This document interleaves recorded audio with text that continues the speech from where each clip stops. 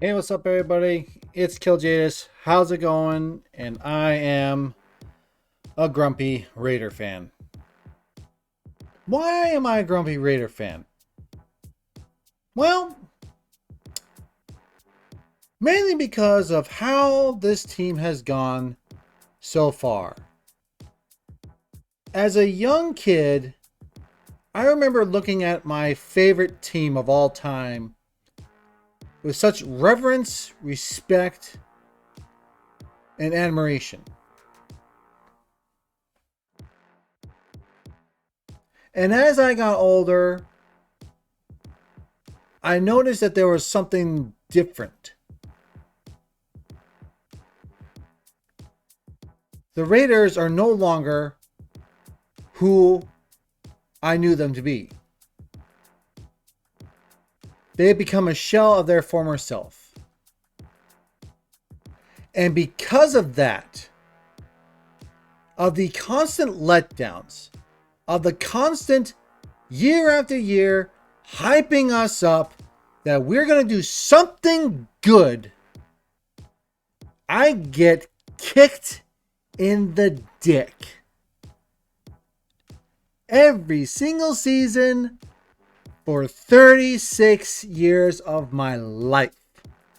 And that's the most frustrating thing about this, is that this is my freaking team that I love and adore.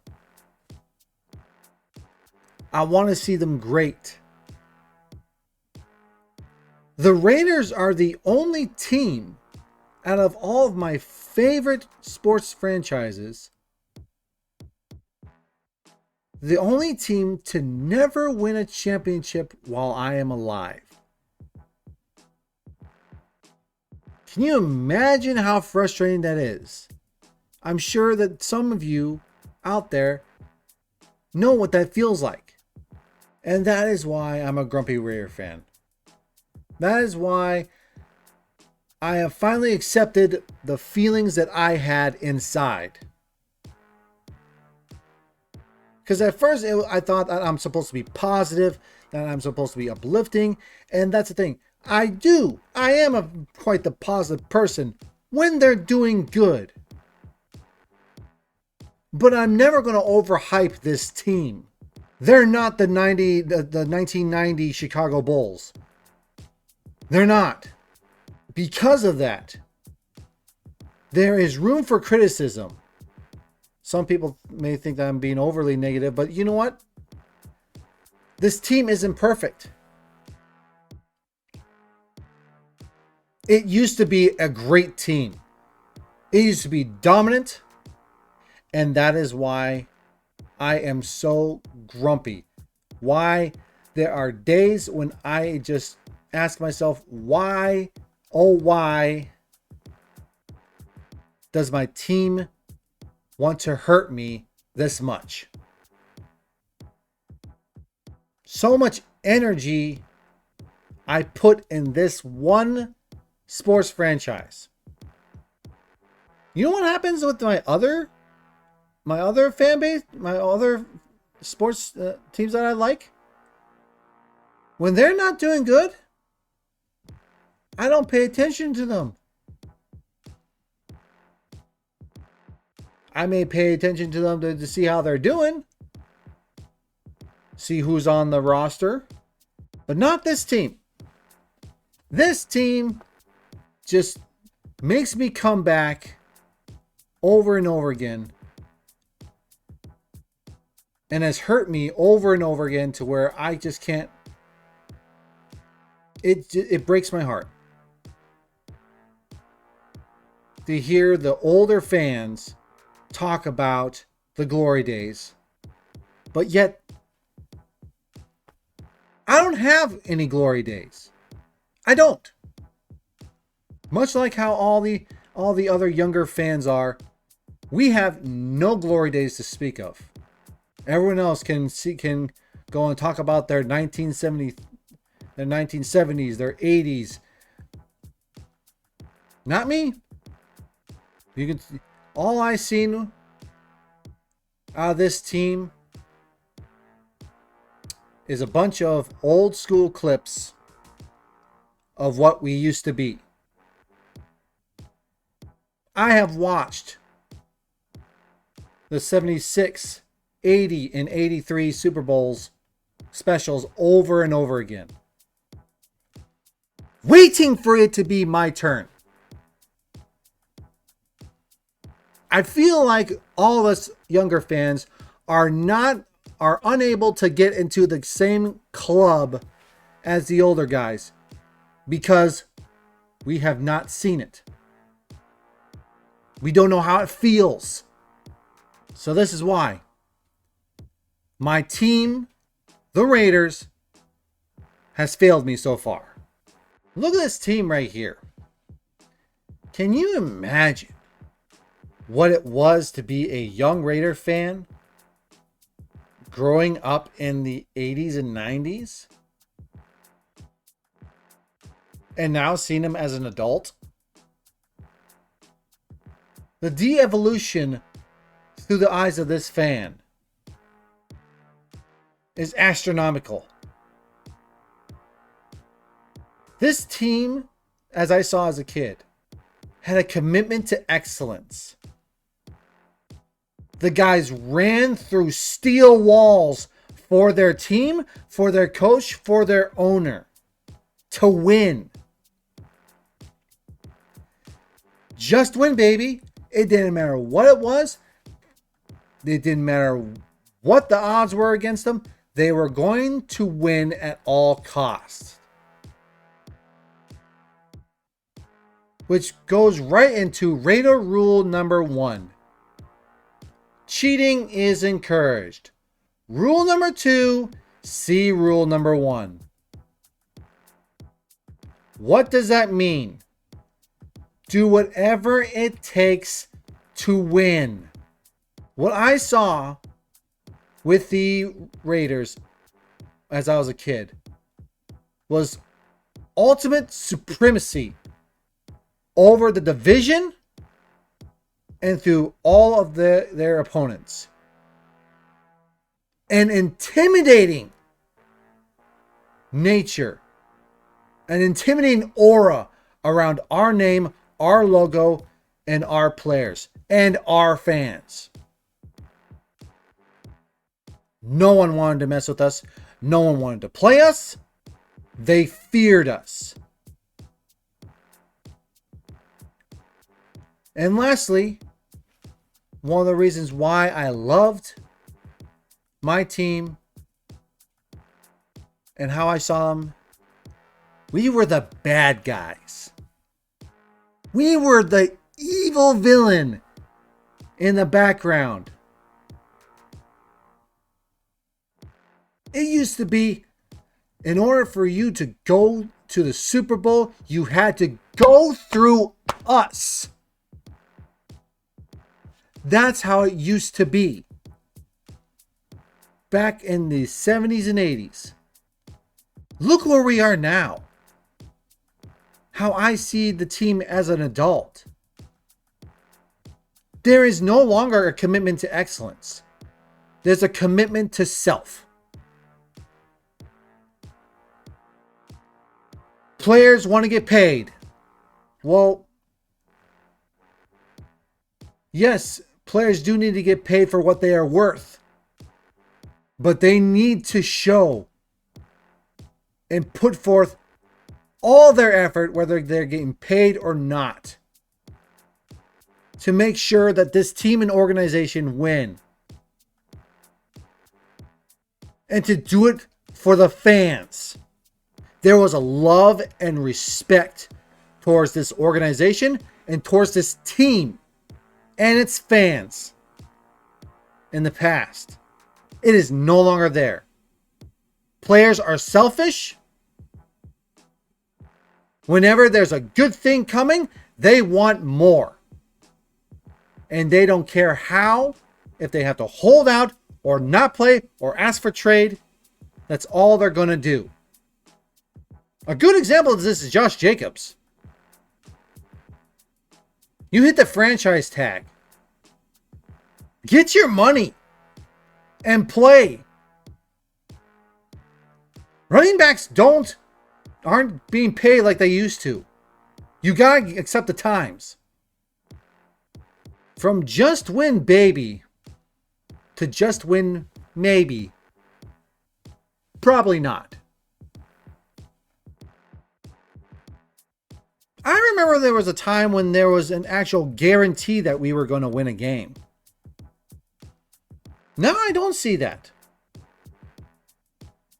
What I see from my team is they're probably going to mess it up.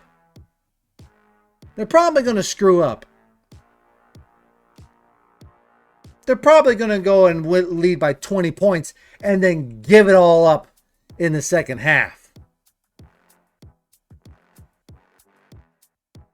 That's a story right there.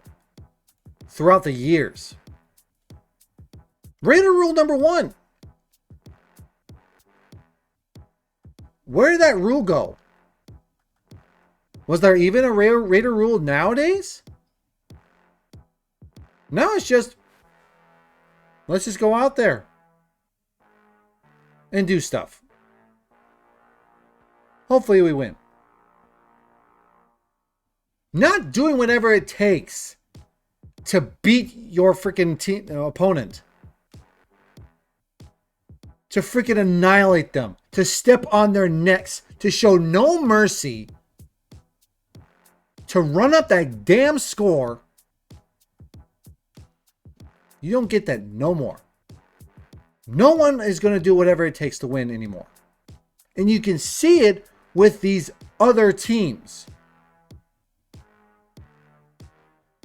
Good Lord, the Eagles and their freaking 4th and 1 QB sneak. Every time they use something to make sure they capitalized on it, and even though many people cried foul, they used it. Why can't we do that again? Because of no commitment to self. Because of this just win, maybe, probably not. And the fact that you decide that this team decided to throw out Raider rule number 1 and send a supremacy, I see impotence. How a mighty empire has fallen since the days of Al Davis. Instead of being intimidating, we're now laughable. We're laughed at. We're going against the Raiders. Easy win. Not only does that go through with our team, that even goes the same as our stadium and the fans that are able to show up to these games. That's the fall of the organization. Because they don't lower the ticket prices. So that the core of Raider Nation, the blue-collared fans, can actually show up and create that atmosphere. Like they did in Oakland and LA. At least we had that. At least we had that atmosphere, even when we were in Cali. And we were bad. At least we still had that atmosphere. We don't have that anymore. Instead, the stadium is getting sold out to other teams' fans. The sea of red that happened during the last Chiefs game. We were once the bad guys. As a team now, we are almost as equivalent as the Browns and the Lions. Let that sink in. The Cleveland Browns and the Detroit Lions. Two teams that have been just snake bitten. Whose fans can never get a break. Who don't get any respect from anybody. That is our team now. Unbelievable, guys. Like, you cannot make this up at all. So here's something I decided to cook up for you, just to show you how bad this is. This is the amount of wins that the AFC West has garnered so far over the years. It's a race chart made by livingcharts.com. You can go ahead and do that and check it out if you want to. So let's go ahead and play this thing. So for starting off, of course, we have the freaking Chargers. The Chargers have led all the way up until now. In the very beginning, the Chargers were actually number one in the AFC West. Let's give a great hand to freaking Chargers. The Chargers pretty much on week 12 was able to beat us to have a better record than us. So let's go ahead and fast forward through that though into 1961. So 1961 in week 2, the Chiefs got the better of us, and they actually have the better overall record than us at the time. So of course, fast forward to week 62. 1962, you have the Broncos. The Broncos in week 5 had the better record than us. And then you go to 1963, you have it to where we actually tied the Broncos, but in week 7 in 1964, we got the better of the Broncos, and we've had a better record over them since then. Isn't that beautiful? But look at this right here. You have it 1966, 67. You see the Chiefs catching up. Basically in 1968, next they got 69. 1969, when the Chiefs won their Super Bowl, they became number 1 in the AFC West. But man, did they not hold that long at all. Because here you go, 1970s. Basically, the Chiefs won the 1960s. You got the 1970s, which is all Raiders. The Raiders pretty much dominated 1 decade. And that was it. The 1970s. For all the marbles. So here you go. You got in 1970, week 13, we actually got the better of the Chiefs. However, through all the way to 74, though, it was actually a tie. Meanwhile, in 1962 or 1972, 71 actually, during week 10, we caught up to the Chargers and we started beating them in overall record when it comes to our rivalry. All right. Then here you go, 1973. And right here, 1974. During the divisional round in the playoffs is when we passed up the Chiefs to get the overall better record when it comes to wins. Then you have 75. That goes on 76 when we won our first Super Bowl. And then we became the number 1 team in the freaking AFC West historically. And you think it's, and here it is. You keep going and going through 8, all the 1980s and everything. And again, the 1980s were owned by the Broncos. Pretty much, this is when the Broncos start catching up. Luckily for us, we're still doing okay and whatnot. But as you can see, we are just pulling away. By then, it's 1987. I'm already born. We've already won 3 championships. Here it is. I want you guys to pay attention right here. 1991. All right.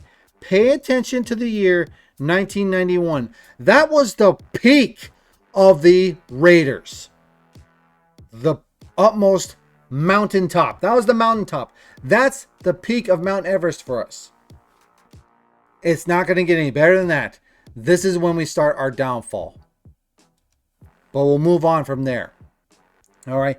As you can see, they start catching up. Every single team starts catching up to us.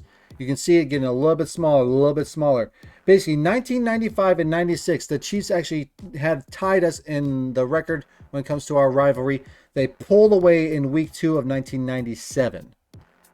In the 1990s, the Chiefs were the most dominant team in the 90s, somehow. In the 2000s, it was the Broncos. But here you go with 2001, 2002, we tied up again. But in 2003, the Chiefs pulled ahead, and they've been ahead of us ever since when it came to our rivalry record. It is unfreaking believable. I mean, this was a tragic time for us all. As you saw, I mean, you can imagine 2006, 2009, 2010, we just could not get it. To the 2010s on, it was all Chiefs. But if you can see it right there, in 2014 was when right here, coming up 2014. 2014 was when the Broncos got the better of us when it comes to overall record. Doesn't mean that we still haven't better than that. And sure enough, in 2015 though, you know that as the year that the Broncos tied us in Super Bowl wins.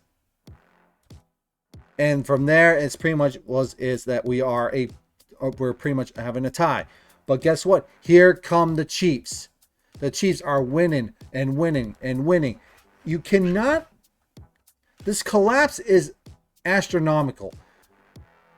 Look how far we were ahead a few years back.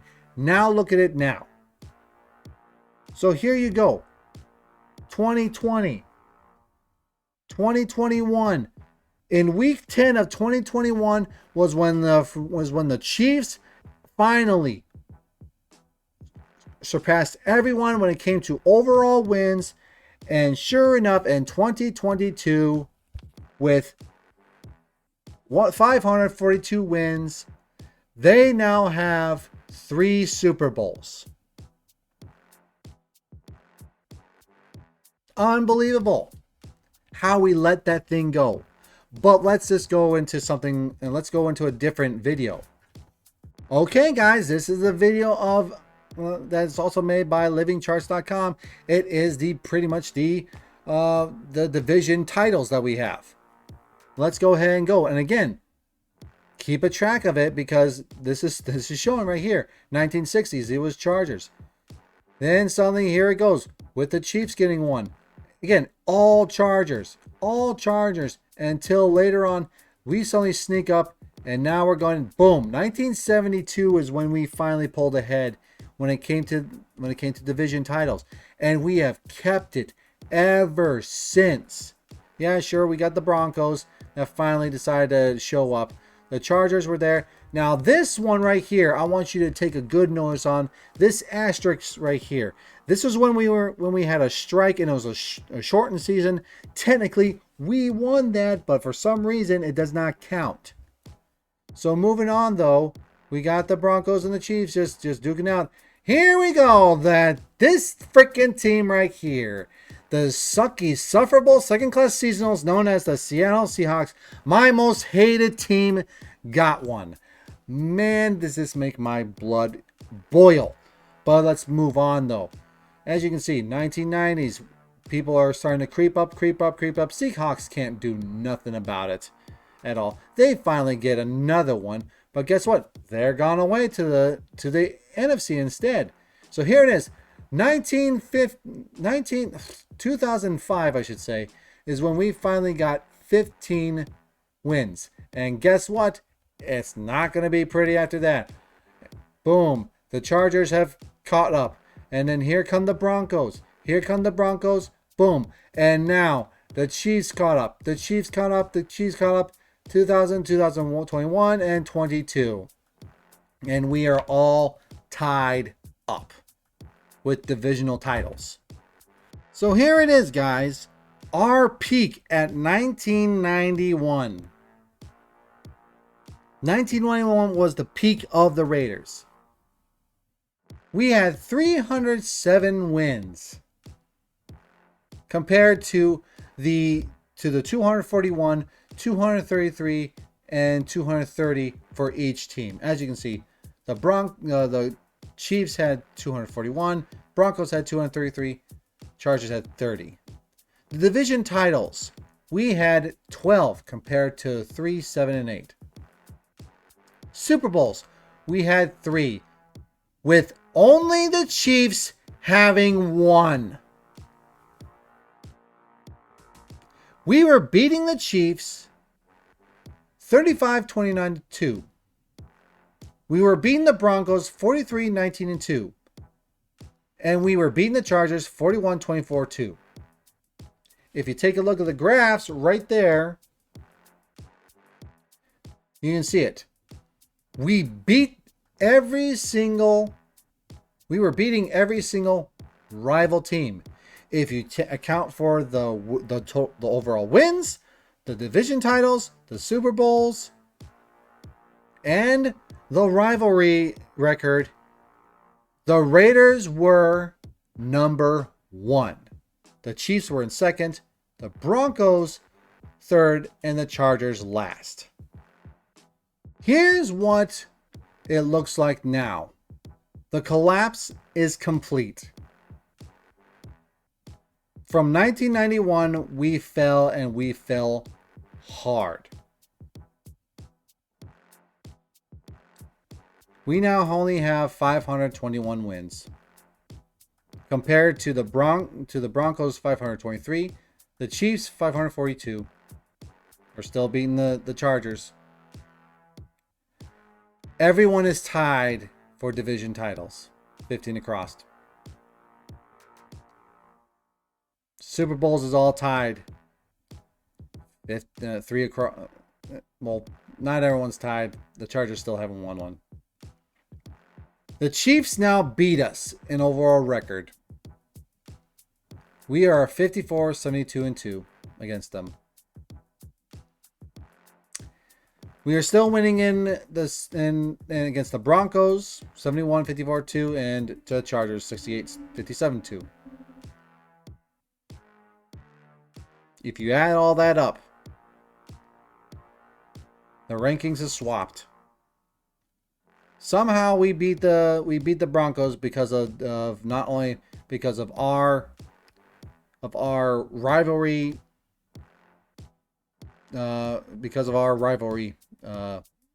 record. That's pretty much it. That's why we're second. But that's the thing, though. You see it, don't you?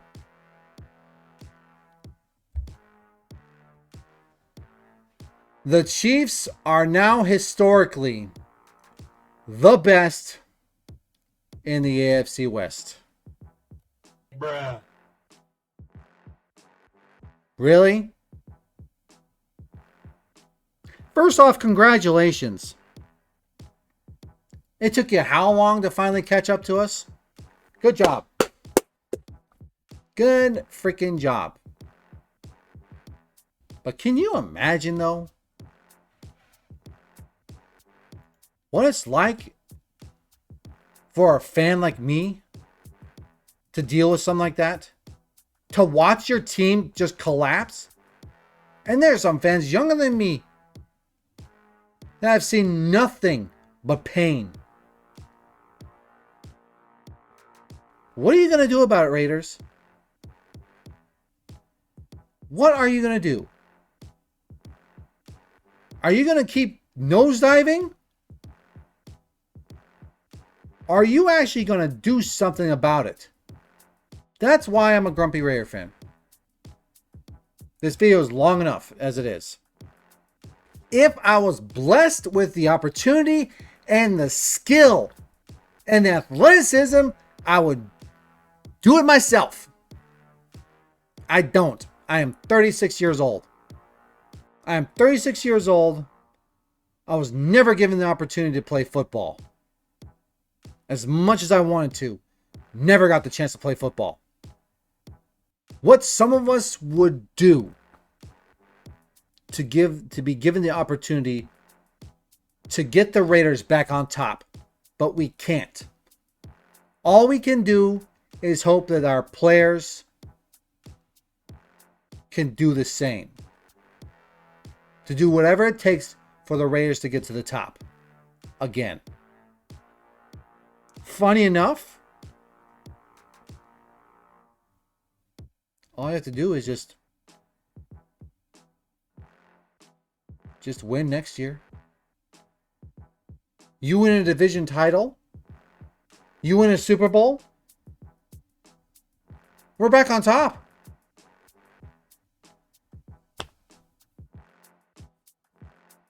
But the Chiefs are a very tough team. And if you don't do anything to make sure that their lives are a living hell,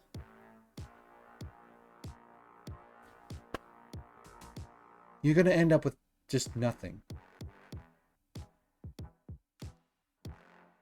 Except for fans like me who are grumpy.